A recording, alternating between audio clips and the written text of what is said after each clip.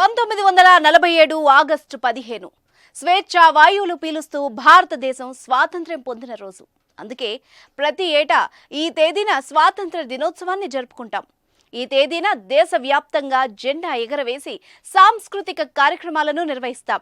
దేశానికి స్వాతంత్ర్యం వచ్చినా కానీ దేశానికి సరైన రూల్స్ లేవు. అయితే 1950 జనవరి 26న దేశంలో రాజ్యాంగం అమల్లోకి రాగా ప్రతి ఏటా ఈ తేదీని గణతంత్ర దినోత్సవంగా జరుపుకుంటాం.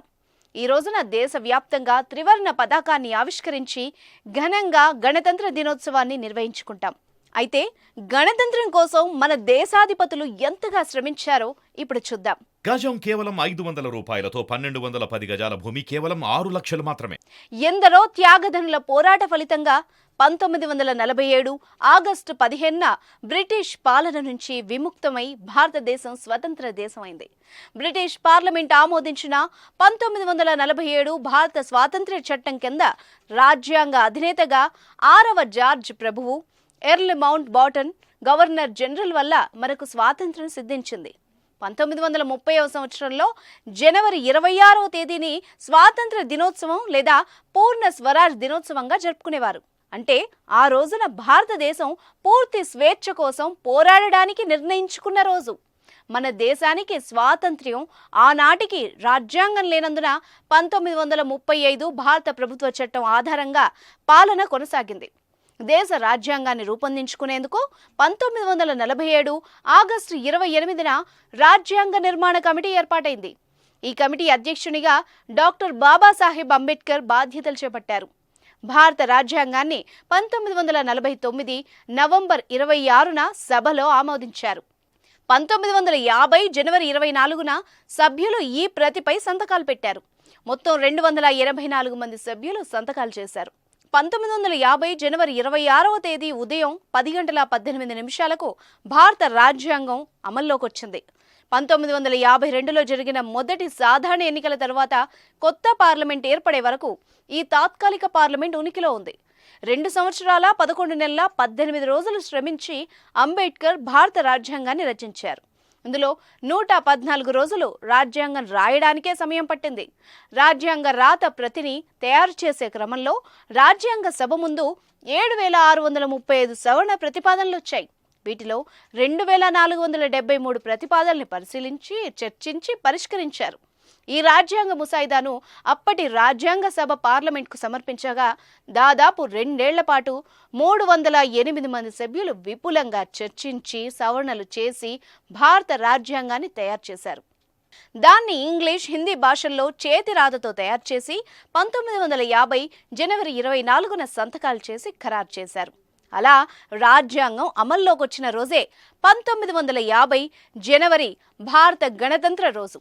చారిత్రాత్మకంగా ఈ రోజుకు ఉన్న ప్రాముఖ్యం దృష్ట్యా జనవరి 26వ తేదీని గణతంత్ర రోజుగా ఎంపిక చేశారు.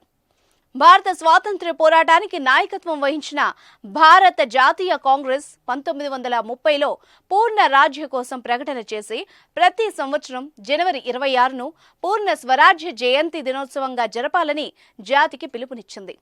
భారత గణతంత్ర దినోత్సవాన్ని పురస్కరించుకొని దేశమంతటా వాడవాడలా ప్రజలు జాతీయ పతాకాన్ని ఎగురవేసి సంబరాలు జరుపుకుంటారు.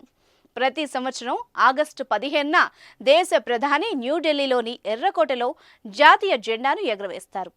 ఆగస్టు 15వ రోజున జాతీయ పతాకాన్ని స్తంభం దిగువన కడతారు. బ్రిటిష్ పాలన నుంచి భారతదేశం స్వాతంత్ర్యాన్ని పొందిందని సూచించడానికి త్రివర్ణ పతాకాన్ని పైకి లాగుతారు. మొదటి స్వాతంత్ర్య దినోత్సవం రోజున బ్రిటిష్ దేశ జెండాను దింపుతూ మన దేశ జెండాను పైకి ఎగరవేశారు. స్వాతంత్ర్యం వచ్చిందని తెలియజేయడానికి ఇలా త్రివర్ణ పతాకాన్ని పైకి లాగి ఎగరవేస్తారు. ఇది కొత్త దేశ ఆవిర్భావానికి ప్రతీకగా నిలుస్తుంది. గణతంత్ర దినోత్సవం జనవరి 26 నాడు రాష్ట్రపతి జెండాను ఆవిష్కరిస్తారు. జనవరి 26న గణతంత్ర దినోత్సవం సందర్భంగా త్రివర్ణ పతాకాన్ని పైభాగంలో కట్టి విప్పుతారు. ఇలా త్రివర్ణ పతాకాన్ని ఆవిష్కరించడం ద్వారా ఇప్పటికే దేశం స్వతంత్రంగా ఉందని తెలియజేస్తారు. ఈ 2 తేదీలలో జెండాను రెపరెపలాడిస్తారు. దేశ పౌరుల ప్రతినిధి, భారత పార్లమెంటుకు ప్రజలచే నేరుగా ఎన్నికైన దేశ ప్రధాని స్వాతంత్ర్య దినోత్సవం రోజున జెండా ఎగురవేయడానికి, గణతంత్ర దినోత్సవం రోజున రాష్ట్రపతి జెండాను ఆవిష్కరించడానికి ఒక కారణం ఉంది. స్వాతంత్ర్యం వచ్చిన సమయం నాటికి భారత రాజ్యాంగం అమల్లోకి రాలేదు. దీంతో రాజ్యాంగం అమల్లోకి వచ్చిన జనవరి 26వ తేదీన రాజ్యాంగ అధిపతి అయిన రాష్ట్రపతి రిపబ్లిక్ డే నాడు మహోన్నత జెండాను ఆవిష్కరిస్తారు.